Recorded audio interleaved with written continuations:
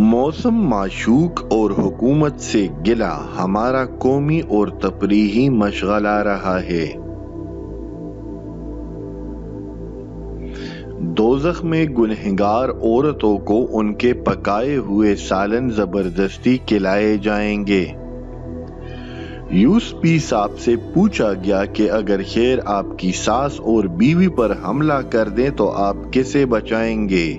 یوسپی صاحب نے جواب دیا کہ ظاہر ہے شیر کو بچاؤں گا۔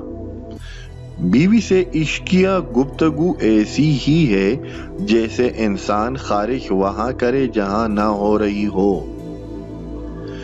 اندرونی لاہور کی گلیاں اتنی تنگ ہے کہ اگر ایک طرف سے مرد آ رہا ہو اور دوسری طرف سے عورت تو درمیان میں صرف نکاح کی گنجائش بچتی ہے۔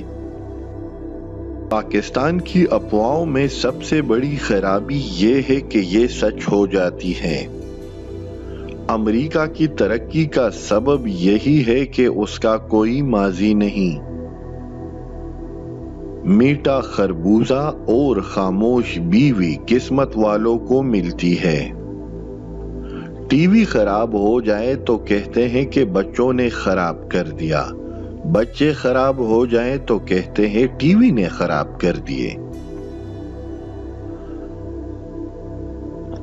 آدمی ایک مرتبہ پروفیسر ہو جائے تو پھر تمام عمر ہی پروفیسر کہلاتا ہے، خواہ وہ بعد میں سمجھداری کی باتیں ہی کیوں نہ کرنے لگیں۔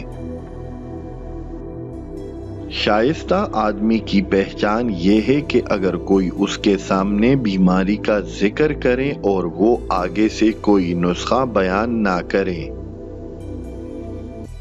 صرف 99% پولیس والوں کی وجہ سے باقی بھی بدنام ہیں۔